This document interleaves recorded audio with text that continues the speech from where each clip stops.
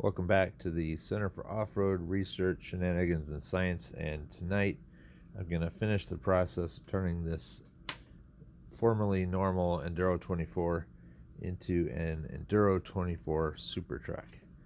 And I'll talk about all the mods that have already been done to this, but that's in a future video once it's all put together. And with the SCX24 axles, it reduced the top speed of this dramatically, but gave it huge amount of torque and superior slow crawling capability. And tonight we're going to fix all that. This is a brushless motor that's going to be going right in there. And I don't know how many kV this is. I'll have to talk to my buddy Nick at Wolfram RC and let you know. And this is going to be powered by a Furitek Lizard because it's awesome. And they are really good to me. They've sent me this new one to replace one that I had some issues with, and they're fantastic. Tony at Furitek reached out to me when he saw that I was having issues on a forum, and really took care of me and sent me a good unit. And I'm really happy to say thank you, Tony. I appreciate that. And last thing that I really have to do here to turn it into what I'm hoping is a super truck is give it a super truck motor. Well, until tonight, I've never bothered to take the motor out of my Enduro24 because it's got a barrage in it, and that thing is awesome. It hasn't broken, but then again, I haven't driven it much. I think the way to take this out is just on the servo side. I've got to take this screw out and this screw out, and it'll detach this half. And on the motor side, these two screws here. And I think the whole motor should pull right out. Just 4 screws. And that's once the shocks are detached. So I'm gonna pull those off and see if it comes right out. Alright, I've got the motor out. I haven't cut the zip ties that hold the wire in for the motor yet, just because I want to take this apart and see how it all fits in there. So I think I just got to take these 3 screws off here, and one on the bottom here, and I think that motor plate will come right off. So I'll do that next.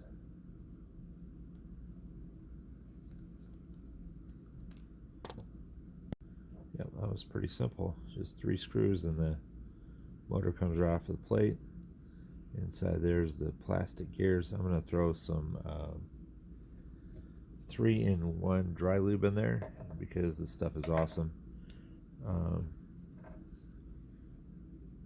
It really does a nice job of lubricating everything, but yet it doesn't draw dirt because it dries and is no longer liquid, so it can't draw dust if you do a lot of outside trailing. 24 screws were perfect, the short ones, for mounting this onto that motor plate. Now I just have to hook it together and test run it and see if the mesh is right. I believe it should be. In the past, I've counted the SCX24 gear and comparing it to this one. If I just set that on the top, the Enduro one is quite a bit larger, so that's where you get that massive gear reduction. And it's I don't know, probably about 4 or 5 millimeters shorter than the Enduro gear. I'll take a picture of that and we'll count them later.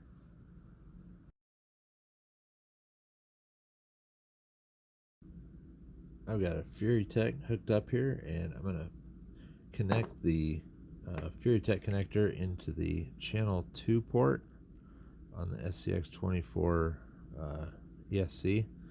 The white wire has to be up when you install this, or it's the same thing as hooking your battery up backwards to your ESC. It would blow it up.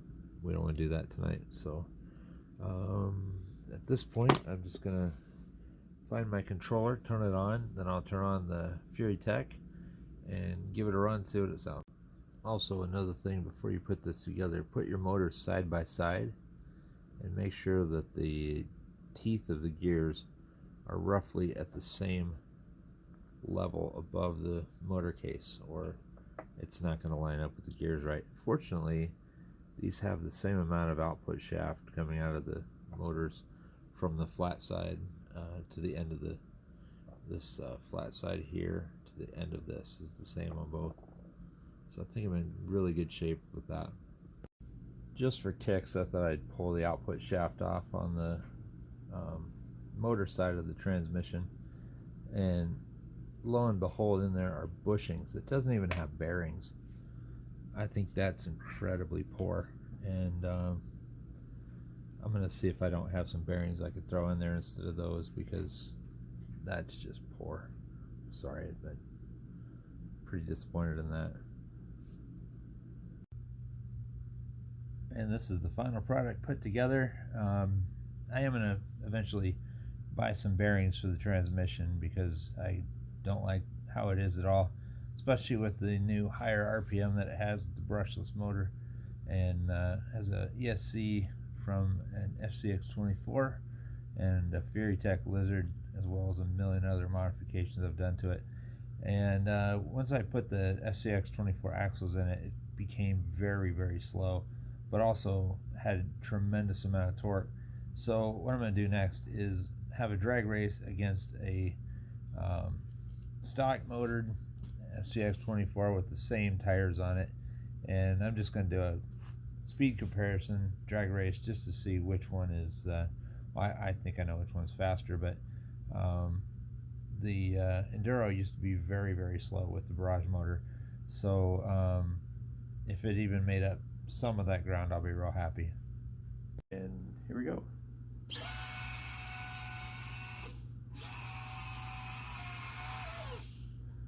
Just like I thought, the SCX24 ran away with it, but it is still a lot faster than it used to be. Let's try it again.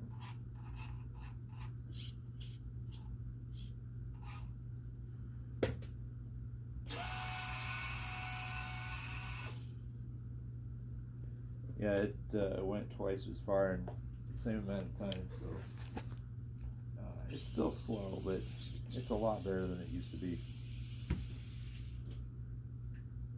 Also, since we're driving the gears much faster than they were ever intended to be driven, when it revs up, it makes a lot of noise.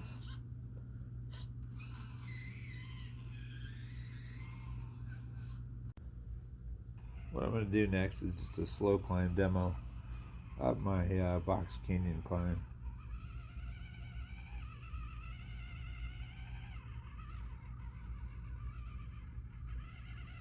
My gear mesh may be a little tight, but there's not a lot of adjustment in there to really be able to do anything with it.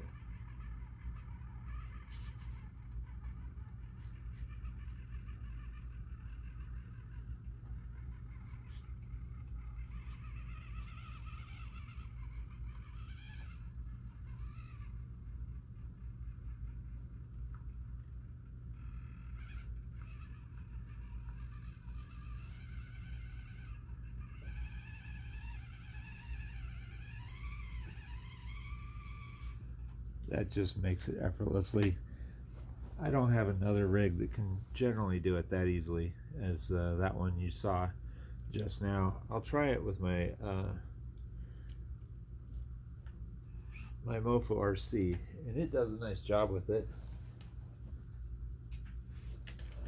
Difference is it's a bit shorter wheelbase, so it doesn't have quite the easy time as the other one does with its long wheelbase.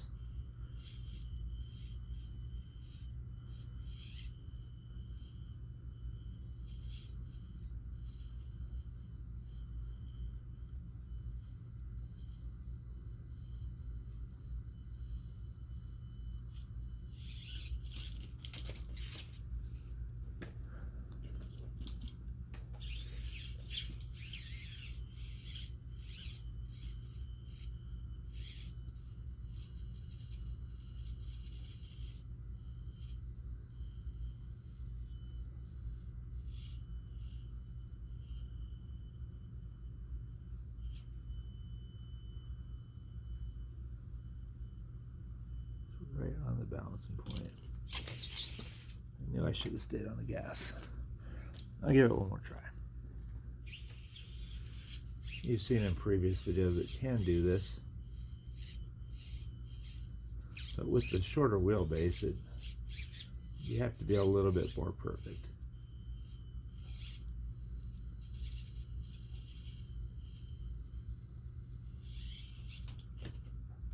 And there you go.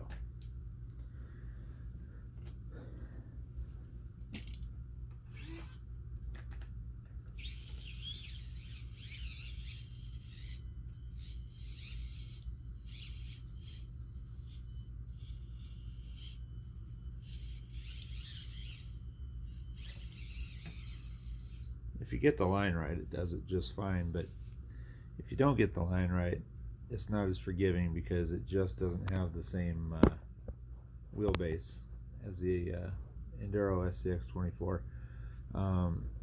That car could essentially be considered maybe even a 20th scale due to the extended wheelbase and widened front axle.